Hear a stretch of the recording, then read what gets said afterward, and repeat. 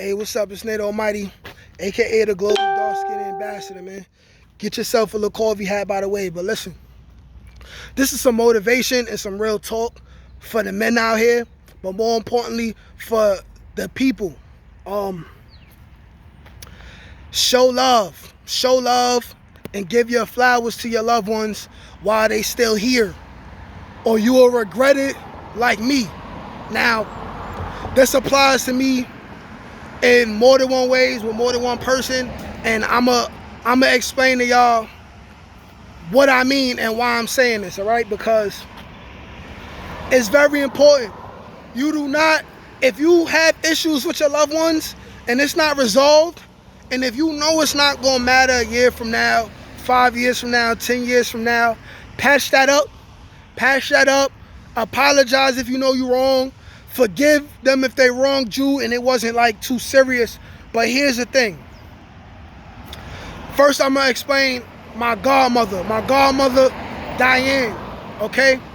One of my mother's best friends, she baptized me when I was a kid. I'm not Christian enough and I don't subscribe to that, but she baptized me when I was a kid. She literally treated me like one of her children. Like, she helped raise me. She lived in the 5th floor of my building. She helped raise me. She fed me. She took care of me. She took me out places, right? I don't remember her ever screaming at me, and I don't remember her ever even like whooping me, beating me. It was always love. I remember my godmother Diane, she bought me my first pair of boxers when I was like 8, 9 years old. I remember this. She always treated me with the utmost care and concern and love. Always hugged me, kissed me. She died 2018, 2019, and I would say that she died of a broken heart. You know, maybe like a year before that, my godfather, Papa John, had passed. And then 6 months to a year after that, her son, who was a twin, my god brother John, he died. And shortly after that, she died. Now, I don't think she had any real serious ailments or anything, right? And I'm under the impression that she died of a broken heart. You know, she lost a lot of close people that she really loved more than anything in the world. She lost them. And I feel like she just died of a broken heart. She was too sad, and her body gave out. Her body couldn't take the pain, you feel me? I'm even getting a little bit choked up speaking on this right now. I'm a real transparent person. Damn, I didn't expect to do this. But I'm going to just keep going with it. I'm a real transparent person. I'm a real man. And don't ever let nobody tell you that it's unmanly to cry. I would only say that for a man, it's only justified to cry when you receive a great victory after years and years of dedication and failure.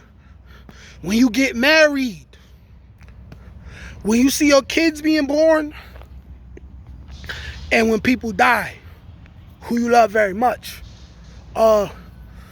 She was very heavily involved in my life. At some point, I got heavily involved in the streets, and I started spending less and less time with her. I had my kids. She asked me many times to bring my kids around. I didn't bring them around that much. She never met my youngest son. She probably only seen my oldest son twice. And she lived close to me. And shit.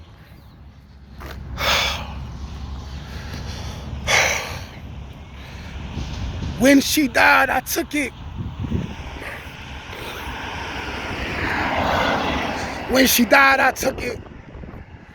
real fucking hard. Even to this day. Shit. Oh!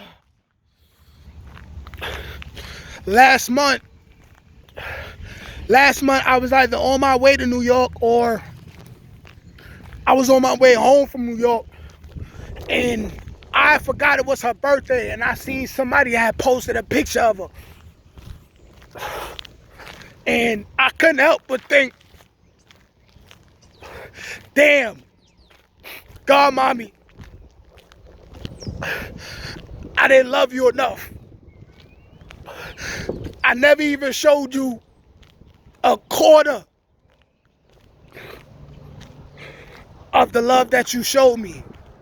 And you know what? I don't give a fuck. I'm putting this video out because you don't want to be like me. You don't want to have this type of regret on your spirit. I know that she will forgive me.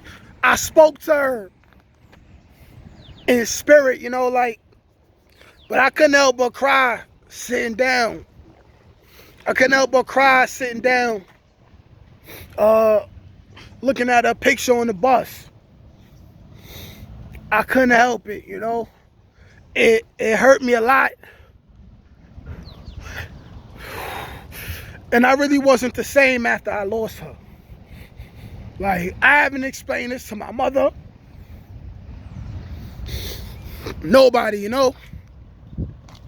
The second person, and this is not in order of who died, but the most recent death was my godmother Diane. I miss her very much. The next person I'm talking about is my aunt who raised my mother. She left South Carolina, Bishopville, where I'm at right now, standing right now. She left South Carolina when she was 13. She had her oldest son, Levi, on her arm. And she had my mother as a tiny child, you know what I'm saying, walking right with her. And she braved it. You know, took my mother to New York, and things happened, and I'm here 30 years later. I mean, well, not 30 years later, but 30 years old, here I am, you know, and I feel like I missed a lot of time out with the people I love because I was either in jail or in the streets doing dumb stuff, being concerned with people who don't mean nothing. And when they die, I'm not going to feel this type of pain, you feel me? Like, I loved her very much.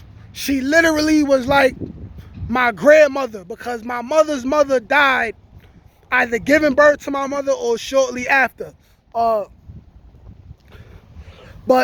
she was the matriarch of my mother's side of the family. Everyone, you know, the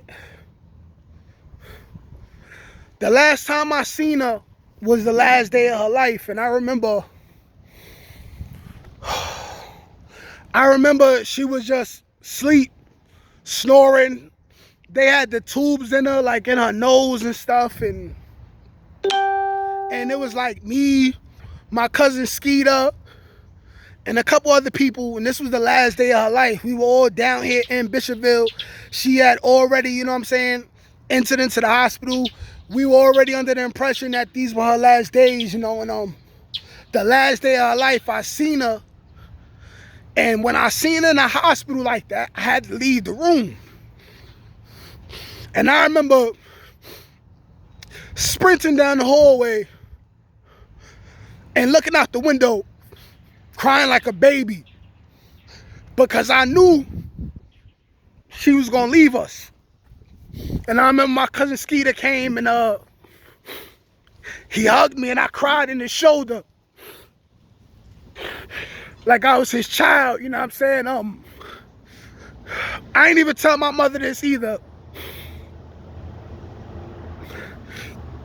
And I don't usually cry like this except for every time I think about the people who I love that I lost. Like, when I think about in detail when I miss my father and my aunt and my godmother. Like, it hurts a lot because I had a lot of opportunities to tell them I loved them over and over again, but I was acting like I was gonna have them forever.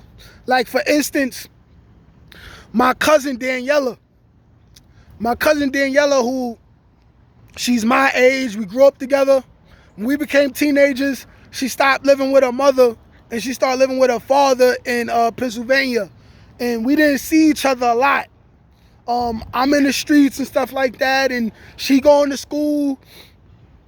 I remember she had a graduation party right before she died.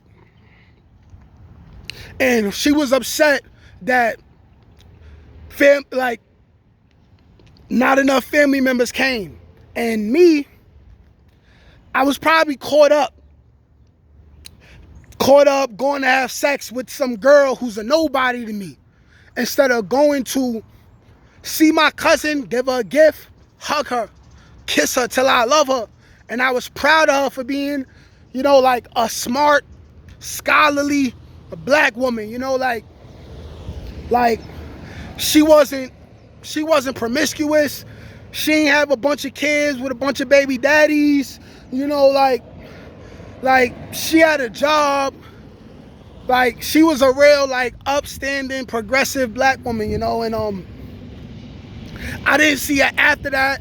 Not too long ago after that, she goes to stay at her mother's house and she dies in her sleep. She had a brain aneurysm. Gone. And it hurt me so much. When I went to her funeral, I didn't even make it inside to see her body and kiss her body, because I remember when I went to my aunt's funeral and the pain I felt, seeing all my family cry, and I kissed her and her body was just cold and dead. Like, I didn't want to see her like that. I wanted to remember her the last time I seen her. And I got upset because I seen a whole bunch of family members that I ain't seen in a long time, and certain cousins of mine were mad because I called them out. I'm like, yo, y'all corny. Why we only get this deep when somebody died?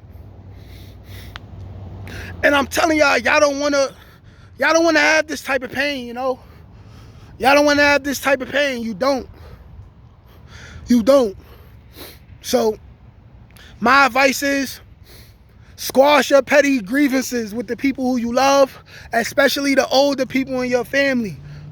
But everyone who you love, because ultimately 30 days from now or even a year from now, it's not going to matter. Love who love you, give them their flowers while they still here. Peace.